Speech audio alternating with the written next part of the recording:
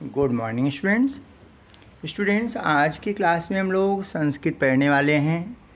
आप सबका संस्कृत की इस प्रथम क्लास में स्वागत है। संस्कृत कंपोजिट पढ़ रहे हैं। इसके पहले हम लोगों ने 2 क्लास हिंदी की पढ़ी। पहला चैप्टर और दूसरा चैप्टर था उसी से ठंडा उसी से गर्म। तो वहाँ पर हिंदी, अब आज संस्कृत पढ़ेंगे हम लोग। संस्कृत में देखिए स्टूडेंट्स, अभी आज की जो क्लास है प्रथम क्लास है, तो संस्कृत के बारे में अभी आपको कुछ भी नहीं पता है। तो धीरे धीरे हम लोग सीखेंगे। कुछ चीज़ें तो ऐसी हैं जो पूरे वर्ष के लिए रहती हैं, पूरे साल के लिए, अगले वर्ष भी, फिर उसके बाद 10th में भी हमेशा आपको ये काम आने वाला है। जो 8th में पढ़ेंगे, जैसे अब आप नाउन पढ़ोगे, प्रोनाउन पढ़ोगे, वर्ब पढ़ोगे, तो ये सारी चीज़ें धीरे धीरे आपको सीखनी होंगी। ऐसा नहीं है कि भाई अभी आपको याद कर लेना है, आप इतना टेंशन ले लो। आपको धीरे धीरे चीज़ों को याद करना पड़ेगा, सीखना पड़ेगा, क्योंकि नई चीज़ें लेकिन है हिंदी की तरह। हिंदी की तरह है। मैं ऐसा मानता हूँ कि ये इतना स्कोरिंग सब्जेक्ट है स्टूडेंट्स बोर्ड के लिए। बोर्ड की परीक्षा के लिए आप इसमें 50 हिंदी 50 संस्कृत है, तो संस्कृत में 50 में 50 आपको मिल जाए। अगर आप अच्छा काम करते हो तो यहाँ पर नंबर नहीं कटता है, फुल मार्क। सब एक एक नंबर के प्रश्न आते हैं। यहाँ कोई निबंध नहीं होता है, कोई पत्र नहीं होता है, कुछ नहीं, सब ऑब्जेक्टिव रहता है बोर्ड की परीक्षा में। और वैसे होम एग्ज़ाम में भी हम देंगे। अभी तो खैर ऑनलाइन पढ़ाई हो रही है। जब स्कूल खुलेगा, हम लोग स्कूल आएंगे और आप का एग्ज़ाम होगा स्कूल में, तो वहाँ पर जो क्वेश्चन पेपर होगा वो बोर्ड की तरह मैं 8th में 9th में आपको बना कर दूँगा। तो यहाँ जो एग्ज़ाम होगा, यहाँ पर भी आपको 8th में 9th में कोई निबंध, पत्र, कहानी, कॉम्प्रिहेंशन नहीं है। एकदम आसान एजुकेशन डिपार्टमेंट ने आपके लिए पोर्शन तैयार किया है। लेकिन यह है कि थोड़ा सा आपको लर्न करना पड़ेगा, याद करना पड़ेगा। अगर आपको हिंदी आती है तो संस्कृत आराम से आ जाती है। कुछ एक्स्ट्रा करना नहीं है, लेकिन यह है कि लर्न करना पड़ेगा। अच्छे मार्क्स के लिए अच्छा काम तो करना पड़ेगा। काम नहीं करेंगे, जैसे 100 हिंदी बच्चे दिए हैं तो 100 हिंदी में भी तुमको पढ़ना पड़ेगा। लेकिन आप ये मान कर चलिए कि 100 हिंदी में निबंध है, पत्र है, कहानी है, कॉम्प्रिहेंशन है, वहाँ पर ग्रामर बहुत सारी रहती है, प्रोज है, पोइट्री है। तो ये सारी चीज़ें जो अच्छे स्टूडेंट भी रहते हैं उनका भी, चूँकि निबंध में, पत्र में तो पूरा नंबर मिलने वाला नहीं है, लेकिन संस्कृत में वह सब है नहीं। तो संस्कृत में ऐसे प्रश्न आते हैं जहाँ पर आप सही लिख दिए तो आपको मैथ्स की तरह पूरे अंक मिल गए। तो संस्कृत सब्जेक्ट जो लिए हैं मेरे हिसाब से बहुत ही अच्छा किए हैं। अब चूँकि स्कूल इस समय नहीं खुला है, मैं 7th की क्लास में आकर के बच्चों को नहीं बोल पाया, समझा पाया कि संस्कृत लेने से क्या फ़ायदा है। तो अगर 100 हिंदी लिए हैं और संस्कृत लिए हैं, देखिए पहले 2 क्लास हुआ करती थी। अभी इस समय देखिए 10th B और 10th C संस्कृत की 2 क्लास है। पिछले साल भी इसी तरह से हो गया जैसे इस साल हुआ है, तो एक एक डिवीज़न बन पाया। बच्चों को पता ही नहीं रहता है कि संस्कृत हमारे लिए कितना फ़ायदेमंद है, तो वो संस्कृत लिए नहीं। तो बोर्ड की परीक्षा में निश्चित रूप से जिन्होंने संस्कृत लिया है उनको 4 से 5% का फ़ायदा होता है स्टूडेंट्स। 4-5 नंबर का नहीं, ओवरऑल 4 से 5% का फ़ायदा होता है। हिंदी में कोई स्टूडेंट जिसने 100 लिया है वो अगर 65 पाएगा तो आपको 85 मिलने वाला है संस्कृत में। क्योंकि संस्कृत में क्या होता है, बच्चों को 50 में 48, 49, 50 जो अच्छे बच्चे उनको मिल जाता है। हिंदी में थोड़े नंबर कट जाते हैं, तो हिंदी में भी अगर आप 45 पा गए, अच्छे स्टूडेंट की बात कर रहे हैं, तो अगर स्टूडेंट को 45 मिल गया हिंदी में और संस्कृत में उसको अगर 49 मिल गया तो कितना हो गया, 94 हो गया। मराठी में, इंग्लिश में नहीं मिलेगा 94, लेकिन संस्कृत लेने के बाद आपको हिंदी में, हिंदी संस्कृत में 94 मिल गया। तो इससे क्या होता है, 90 अप जाने में, 90% के ऊपर जाने में आपको हेल्प हो जाती है। मैथ, साइंस, सोशल स्टडी में स्टूडेंट को 90% के ऊपर मिल जाता है। ये तीनों लिटरेचर जो हैं, इंग्लिश, हिंदी, मराठी, इनमें नंबर कम हो जाता है। तो अगर हिंदी संस्कृत लेने से आप 94 95 लिए, इंग्लिश में, मराठी में जो नंबर कम रहता है, तो इससे आपकी रिकवरी हो जाती है, तो 90+ ले आने में बच्चों को आसानी हो जाती है। तो मैं यह चाहता हूँ कि बच्चे संस्कृत बहुत सावधानी से, अब आप 8th में आ गए हैं तो ये स्टूडेंट ना सोचे कि भाई उसके मूड में आए कि मैं 9th में 10th में चेंज कर दूँगा। अब आप बदलाव नहीं कर सकते हैं। आए हैं सच्चे दिल से, सच्चे मन से आप लोग पढ़ाई करेंगे और बेहतर अंक, क्योंकि हम केवल अच्छे मार्क्स के लिए पढ़ाई करते हैं स्टूडेंट्स। अच्छे नंबर हमें मिलने चाहिए। हिंदी पढ़ो, हिंदी संस्कृत पढ़ो, पढ़ना तो है ही, लेकिन आपके नंबर अगर अच्छे हो जाते हैं, अच्छे कॉलेज में, साइंस में, कॉमर्स में एडमिशन हो जाता है, तो 10th तक का जो महत्व होता है कि 11th में अच्छे कॉलेज में एडमिशन मिले, अच्छा परसेंट हमको 10th में आ जाए। तो अगर हिंदी संस्कृत लेने से आपका परसेंट इम्प्रूव होता है, सुधर जाता है, तो यह बहुत अच्छी बात होगी। तो स्टूडेंट्स, हम इस पर चर्चा करते रहेंगे, लेकिन आप लोग घबराएंगे नहीं। आज की क्लास संस्कृत की पहली क्लास है, तो अगर आप सामने होते तो मैं अच्छे ढंग से आपको समझा सकता, लेकिन अब यहाँ पर जो है, अब मैं जो चीज़ शुरू करूँगा आपके लिए पूरी तरह से नया होगा। समझ में नहीं आता है, कोई बात नहीं है। नेक्स्ट वीक से गूगल क्लास हमारी शुरू होगी, वहाँ हम लोग मिलेंगे। आपको कोई भी समस्या रहेगी तो आप वहाँ पर मुझसे पूछेंगे। मैं आपकी किसी भी समस्या को, आप किसी भी प्रॉब्लम में हैं तो मैं उसको सॉल्व करूँगा, लेकिन आप घबराएंगे नहीं। आप पूरी ईमानदारी से काम को करते रहेंगे। ये नहीं कि संस्कृत को आप कोई बोझ समझ लो कि संस्कृत हमने ले लिया है तो ये बहुत कठिन है। बिल्कुल कठिन नहीं है, एकदम आसान है। तो आज हम लोग संस्कृत का जो बेसिक है स्टूडेंट, उसको शुरू कर रहे हैं। और आपने संस्कृत की टेक्स्ट बुक ली होगी। संस्कृत की टेक्स्ट बुक जो 8th स्टैंडर्ड की है, कंपोजिट बुक आप लीजिएगा। एक 100 भी चलती है। कुछ स्कूलों में बच्चे 100 संस्कृत लेते हैं, फिर 50 हिंदी नहीं रहती है उनको। हमारे यहाँ क्या है, आप 50 हिंदी भी पढ़ लीजिए, 50 संस्कृत पढ़ लीजिए, स्कोर आपका अच्छा हो जाता है। तो यहाँ पर जो है, आपको जो रूप यहाँ पर स्क्रीन पर दिख रहा है, आपकी जो 8th स्टैंडर्ड की संस्कृत की टेक्स्ट बुक है, उस टेक्स्ट बुक में जब आप पेज नंबर 31 पर जाएंगे, स्टूडेंट्स इसको नोट कर लीजिए, पेन पेंसिल साथ में रखें आप। तो 31, पेज नंबर 31 मेरी टेक्स्ट बुक में दिया हुआ है, जो स्क्रीन पर रूप आपको दिख रहा है, क्योंकि इसको आपको नोटबुक में लिखना है। तो 100 पेज की नोटबुक स्टूडेंट्स आप संस्कृत के लिए एक ले लेंगे। उसमें जो जो चीज़ें मैं बोलूँगा उसको लिखते चलेंगे। ये सारे रूप, जैसे नाउन है, प्रोनाउन है, वर्ब, ये आप एक जगह लिखेंगे। तो 100 पेज की नोटबुक में आप लास्ट का 25 पेज, 75 इधर आप लिटरेचर के लिए रखो, उधर का 25-30 पेज आप जो है वह ग्रामर के लिए रखो। उसमें जैसे रूप है या और कोई ग्रामर आएगी तो उसको हम लोग लिखेंगे। आप अपनी नोटबुक में 2 पार्ट बनाइए। फर्स्ट पार्ट 70 पेज का, सेकंड पार्ट 30 पेज का। 30 पेज में आप ये रूप, ग्रामर जो भी रहेगा उसको लिखेंगे, और फर्स्ट 70 पेज में आप, जब मैं चैप्टर शुरू करूँगा, जो भी लिटरेचर का रहेगा उसको लिखेंगे। तो यहाँ पर अभी जो रूप लिख रहे हैं आप सेकंड पार्ट में लिखेंगे। 100 पेज की नोटबुक में सेकंड पार्ट में इसको लिखिए। तो ये रूप जो है वह 31 पेज पर आपकी टेक्स्ट बुक में, 8th की टेक्स्ट बुक में दिया हुआ है, या 1-2 पेज आगे पीछे भी हो सकता है। मेरी बुक जो है वो 3-4 साल पुरानी है, तो शायद पेज 1-2 आगे पीछे हो, लेकिन रूप यही रहेगा। तो आप जो रूप है, इस रूप को देख लेंगे और फिर उसको अपनी नोटबुक में लिख लेंगे। अब यहाँ पर देखिए, पहले हम लोग रीड करते हैं स्टूडेंट्स। यहाँ पर देखिए रूप दिया है किसका, अकारांतम पुल्लिंगम नाम देव। अब देव को देखिए, ब्रेक किया है। दे को द पर ए की मात्रा है, तो द हलंत प्लस ए हो गया। फिर उसके बाद व दिया है, व में अ आता है, तो व हलंत प्लस अ आ गया।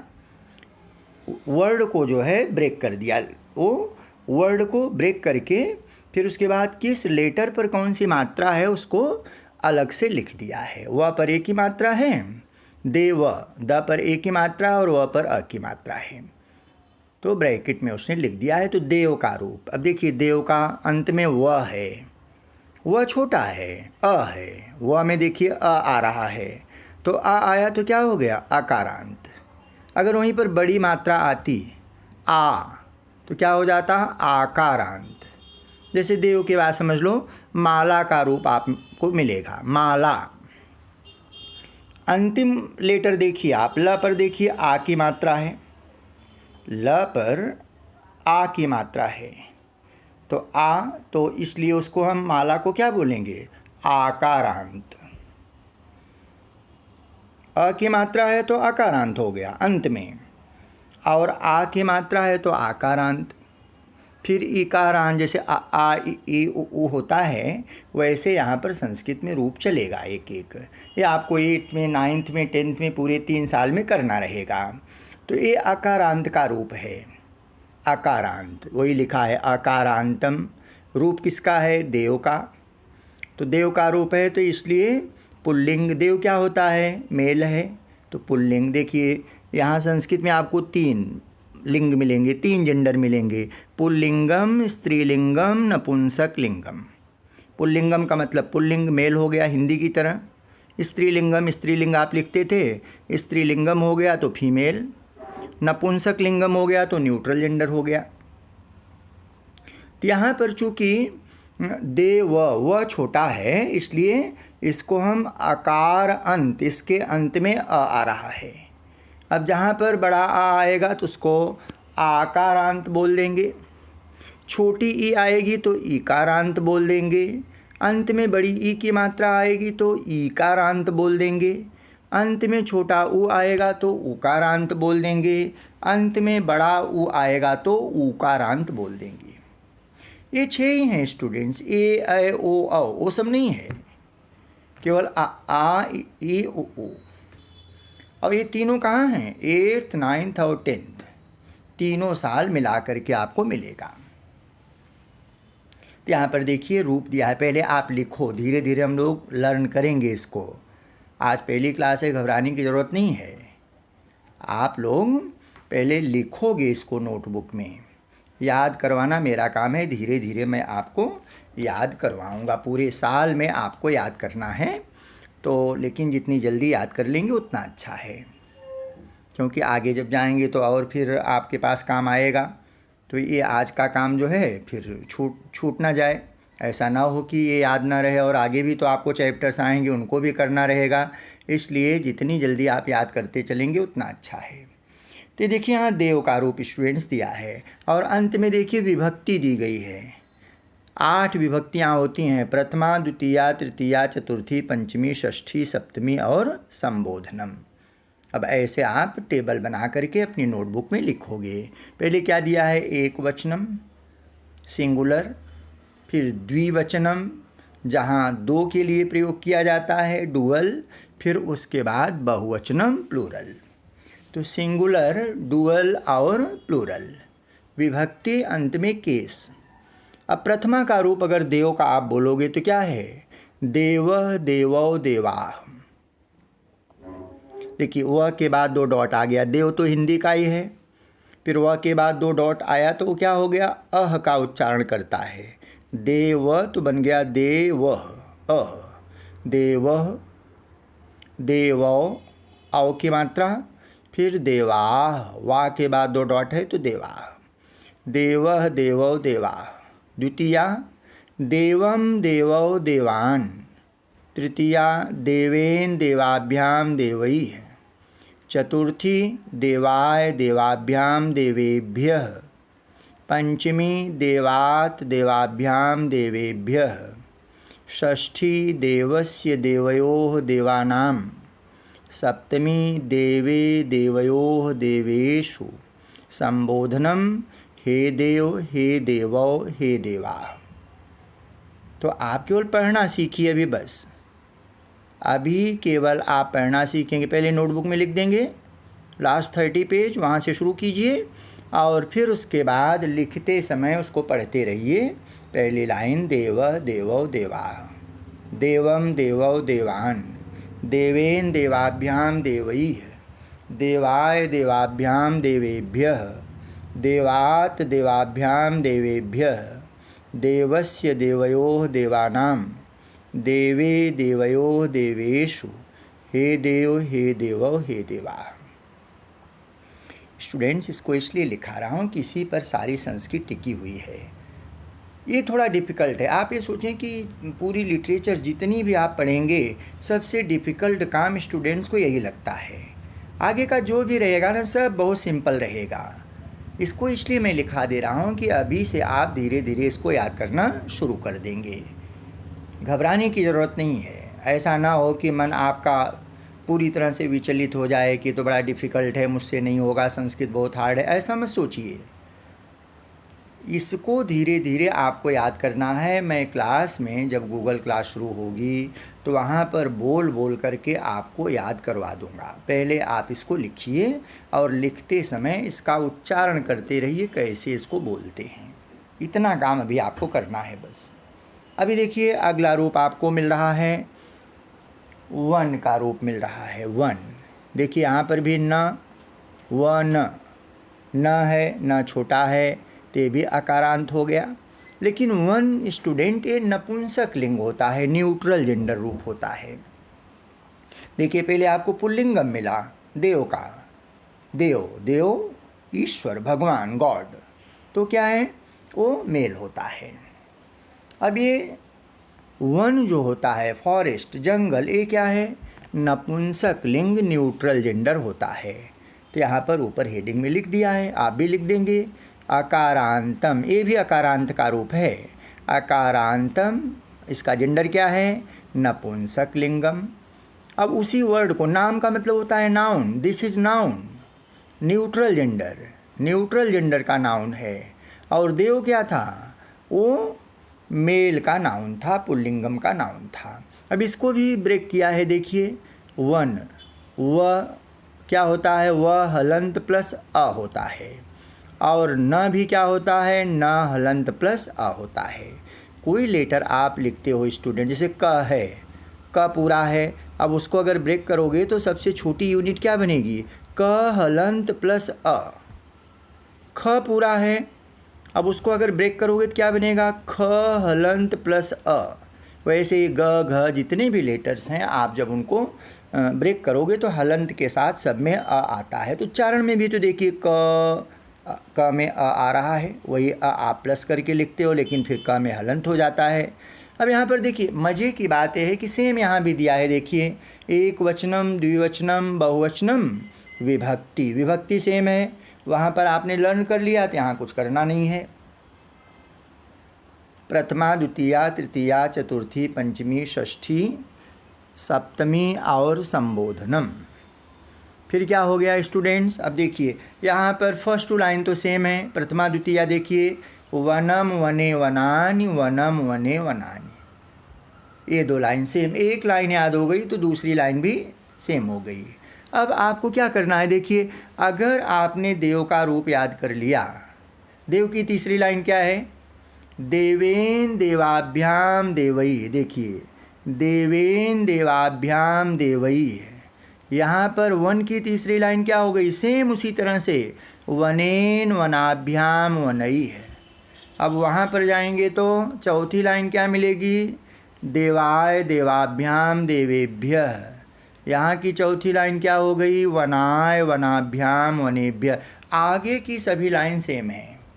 पहली दो लाइन न्यूट्रल जेंडर में सभी रूप में फर्स्ट टू लाइन्स सेम रहती हैं, फर्स्ट टू।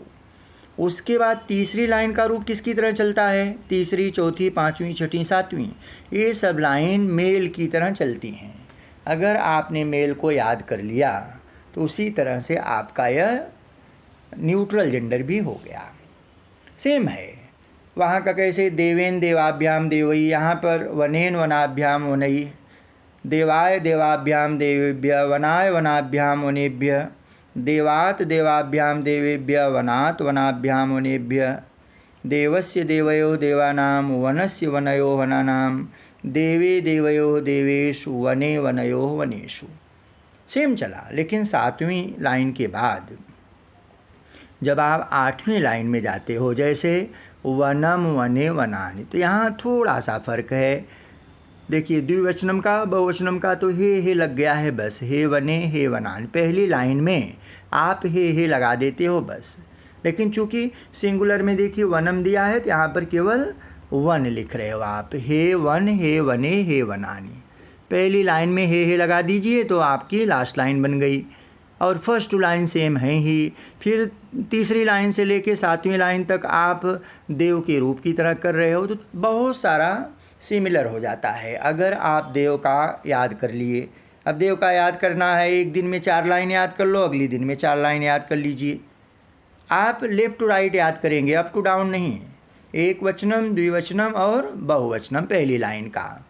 तो आप ऐसा कुछ करें, अपना टाइम टेबल बना लीजिए। अभी तो स्कूल नहीं आ रहे हो, घर में बहुत सारा समय है, पढ़ना है आपको, तो अच्छे ढंग से आप इस काम को कर सकते हो। चाहो तो एक दिन में देव का, वन का जितना भी रूप रहेगा आप याद कर लो, कुछ नहीं है इसमें। आप थोड़ा थोड़ा याद कीजिए, आज 4 लाइन करो, कल 4 लाइन कर लीजिए, फिर एक दिन में आप चाहें तो टोटल 8 लाइन्स कर सकते हैं। और जब देव का याद हो गया तो वन का भी याद हो जाएगा, आराम से हो जाता है स्टूडेंट्स। देखिए, अभी हमने आकारांत का पुल्लिंगम कर लिया देव, और आकारांत का हमने स्त्रीलिंगम कर लिया वन। स्त्रीलिंगम नहीं, नपुंसक लिंगम कर लिया। आकारांत का हमने पुल्लिंगम देव किया, और आकारांत का हमने नपुंसक लिंगम किया, क्योंकि स्त्रीलिंगम तो आकारांत होता है स्टूडेंट्स। जैसे जितने भी नाम हैं आप देखिए, सीता, रीता, गीता, मीता, सब आ वाले हैं, अंत में आ आता है। जितने भी नाम हैं फीमेल वाले, सब के बड़ी आ के, बड़े आ के साथ में, नहीं तो बड़ी ई के साथ में आते हैं। ई का तो नंबर बाद में लगेगा, अभी तो केवल आ का लगा है। आ का आपने कर लिया अभी देव का, न्यूट्रल जेंडर में आपका 1 हो गया। अब आकारांत देखिए आ गया। अब देखिए यहाँ पर क्या लिखा है, आकारांत में अगले पेज पर है, टेक्स्ट बुक में 31 और 32 पर, पेज नंबर 31 और पेज नंबर 32 पर ये तीनों रूप आपको मिल जाएंगे टेक्स्ट बुक में, 8th की संस्कृत की टेक्स्ट बुक में। अब ये देखिए, आकारांतम, वहाँ अ था, अब यहाँ बड़ा अ हो गया, आकारांतम, लेकिन लिखा क्या है, स्त्रीलिंगम। आकारांतम स्त्रीलिंगम। नाम, नाम का मतलब नाउन, ये भी नाउन है, माला। देखिए, ला, आ की मात्रा है, इसलिए इसको हमने क्या बोल दिया, आकारांत। देव में अ की मात्रा वह छोटा है, अ की मात्रा थी, इसलिए वहाँ पर हमने क्या बोला था, आकारांतम। यहाँ अब आ गया आकारांतम। वैसे छोटी की मात्रा होगी तो क्या बोलेंगे, इकारांतम। बड़ी की ई की मात्रा हो गई तो ईकारांतम। छोटे ऊ की मात्रा अंत में अगर है तो उसको हम क्या बोलेंगे, उकारांतम। बड़े ऊ की है तो ऊकारांतम। तो इस तरह से हमको देखना है। अभी हम केवल आ करेंगे, फर्स्ट टर्म में हमारे पास केवल आ है। ये इतना आपको अगले 6 महीने तक, दीपावली की छुट्टी तक इतना ही करना है। नाउन में देव का कर लीजिए, वन का कर लीजिए और माला का कर लीजिए, बस। तो 6 महीने में तो इतना बहुत आराम से कर सकते हैं नाउन। इसके बाद कुछ प्रोनाउन मिल जाएंगे, कुछ वर्ब मिल जाएंगे, फिर ये रूप का पार्ट आपका ख़त्म होता है, क्योंकि यही सब आपको वहाँ चैप्टर में मिलने वाले हैं। कोई चैप्टर जब आप शुरू करेंगे, जो वर्ड्स आएंगे इन्हीं में से आने वाले हैं। आकारांत का रहेगा, यहाँ माला है तो वहाँ गीता है, रीता है, सीता है, मीता है, ऐसे अन्य कोई वर्ड आ जाएगा। तो एक अगर आपको याद है तो उसी तरह से सब हो जाएंगे। अब इस रूप को आकारांत माला, अब माला को देखिए ब्रेक किया है, म हलंत प्लस। म पर कौन सी मात्रा है, आ की मात्रा है, बड़े अ की, तो वही लिख दिया प्लस करके। अब ल है तो ल हलंत हुआ, और ल पर भी बड़े आ की मात्रा है तो वहाँ पर ल प्लस आ हो गया, म प्लस आ प्लस ल प्लस आ। अब फिर से देखिए विभक्ति में लास्ट पार्ट, प्रथमा, द्वितीया, तृतीया, चतुर्थी। पहली लाइन को प्रथमा बोलेंगे, दूसरी लाइन को द्वितीया बोलेंगे, तीसरी लाइन को तृतीया बोलेंगे, चौथी लाइन को चतुर्थी बोलते हैं, पांचवीं लाइन को पंचमी बोलते हैं, छठी लाइन को षष्ठी बोलते हैं, सातवीं लाइन को सप्तमी बोलते हैं और आठवीं लाइन को वैसे अष्टमी बोलते हैं, लेकिन यहाँ रूप में क्या लिखते हैं? संबोधनम। अब देखिए, एक वचनम, द्विवचनम, बहुवचनम, ये तो सब रूप में आपको मिलेगा, नाउन में, प्रोनाउन में, वर्ब में भी मिलता है। अब माला का रूप आपको बोलना है। पहली लाइन प्रथमा, माला माले मालाह। दूसरी लाइन द्वितीया, मालाम माले मालाह। तीसरी लाइन, अब देखिए पहली दूसरी लाइन का द्विवचनम और बहुवचनम दोनों सेम हैं, माले मालाह, माले मालाह। तो बहुत सारे वर्ड्स ऐसे रहते हैं कि सेम सेम आ जाते हैं, तो आप उसको माइंड में रखेंगे कि जो वर्ड एक तरह से हैं उनको आप एक बार याद कर लिए तो हो जाता है। माला माले माला, मालाम माले माला, मालाम केवल आया है। अब अगला क्या है? मालया मालाभ्याम मालाभी है, ये मालाभ्याम है, मालाभ्याम। अब तीनों में देखिए, तीसरी चौथी पांचवीं लाइन में मालाभ्याम ही आ रहा है। अब एक बार मालाभ्याम हो गया तो माइंड में रखो कि चौथी में भी वही बोलना है, पांचवीं में भी वही बोलना है। तो मालया मालाभ्याम मालाभी, मालायै, माला या पर दो मात्राएं देखिए, मालायै मालाभ्याम मालाभ्य, फिर मालायाः मालाभ्याम मालाभ्य। देखिए मालाभ्य मालाभ्य प्लूरल में, बहुवचनम में सेम सेम आ गए। फिर उसके बाद मालायाः मालयोः मालानाम, वहाँ माला नाम आया। अब सप्तमी एक वचनम में देखिए मालायाम हो गया, ना की जगह यह हो गया, मालायाम। अब मालयोः तो यहाँ द्विवचनम में, षष्ठी में, सप्तमी में, दोनों में आ रहा है। तो मालायाः मालयोः माला नाम, षष्ठी हुआ। फिर सप्तमी में मालायाम मालयोः मालासु। फिर उसके बाद देखिए हे माले हे माले हे माला। अब वो फर्स्ट लाइन थी, उसमें हे आप लगा दिए, थोड़ा सा बदलाव जो है सिंगुलर में हुआ है, अन्यथा पहली लाइन और अंतिम लाइन सेम होती हैं। तो दो लाइन तो याद ही नहीं करनी है, बचती हैं 6 लाइन। तो 3-3 लाइन करके 2 दिन में या एक ही दिन में चाहो तो आप लर्न कर लो, 3 साल का काम हो गया आपका। और जिसको रूप याद हो गया वो संस्कृत का पंडित हो गया। जो स्टूडेंट रूप याद कर लेता है उसको ग्रामर में, लिटरेचर में कहीं भी कोई भी प्रॉब्लम नहीं होती है। और जिसको हिंदी पढ़ने आती है वह इस काम को बहुत आसानी से कर सकता है, कोई समस्या नहीं होगी। अगर आप काम करना चाहते हो तो निश्चित रूप से काम कर लोगे।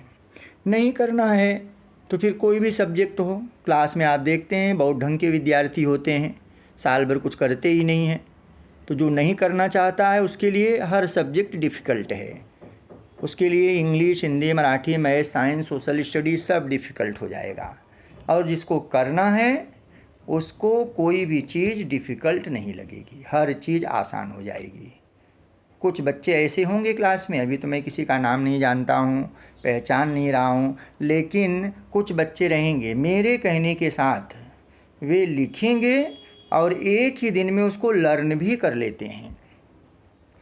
क्योंकि हमारे यहाँ संस्कृत में जो बच्चे रहते हैं काफ़ी अच्छे बच्चे होते हैं। बहुत सारे बच्चों को 90 अप मार्क्स मिलता है संस्कृत में, लिटरेचर में, बोर्ड में। तो कुछ बच्चे रहते हैं बहुत अच्छे रहते हैं, पूरा काम जो है ईमानदारी के साथ करते हैं, हर सब्जेक्ट का उनका काम अच्छा रहता है। अब कुछ तो ऐसे रहते ही हैं कि भाई जो आज का काम कल पर, कल का परसों पर डाल देंगे और बाद में वे काम करेंगे ही नहीं। तो ऐसा नहीं होना चाहिए। तो स्टूडेंट्स, ये देव का, वन का और माला का अभी आज हुआ है। अब फर्स्ट टर्म में कोई नाउन नहीं मिलेगा आपको टेक्स्ट बुक में, सेकंड टर्म में जाकर के फाइनल एग्ज़ाम के पहले थोड़ा सा मिलेगा, तो उसको हम लोग बाद में करेंगे। पहले ये तीनों रूप अगर आप लर्न कर लेते हो, देव का याद हो गया तो वन का अपने आप हो जाता है। माला थोड़ा अलग है लेकिन बहुत सारे वर्ड्स यहाँ भी सिमिलर हैं, तो इसको भी आप लर्न कर सकते हैं। तो सबसे पहले आप क्या करेंगे, इसको अपनी नोटबुक में लिखो। लिखते समय आप बोलते रहिए वर्ड्स को बोलते रहेंगे, जिससे आप उसका उच्चारण आसानी से कर सकें। और अपने पेरेंट्स का भी सपोर्ट ले सकते हैं। घर में और किसी ने संस्कृत पढ़ी होगी, आपके भाई बहन कोई होंगे तो उनसे भी उनको याद होगा शायद रूप, तो आप उनसे सपोर्ट लेकर के लर्न भी कर सकते हैं। तो अभी नेक्स्ट वीक में क्लास मिलेगी, नेक्स्ट वीक में जो क्लास मिलेगी तो वहाँ पर फिर इस पर हम लोग चर्चा करेंगे। आज की क्लास में बस इतना ही कीजिए और कुछ नहीं करना है। इसको आप नोटबुक में लिखोगे और उसको आप लर्न करने की कोशिश करोगे। तो स्टूडेंट्स, आज की क्लास को मैं यहीं पर समाप्त कर दे रहा हूँ। अब जब अगली क्लास में मिलेंगे तो आगे जो भी रहेगा उस पर हम लोग चर्चा करेंगे। अगली क्लास में मिलने तक आप सबको मेरी तरफ से बहुत सारी शुभकामनाएं। धन्यवाद। Thank you.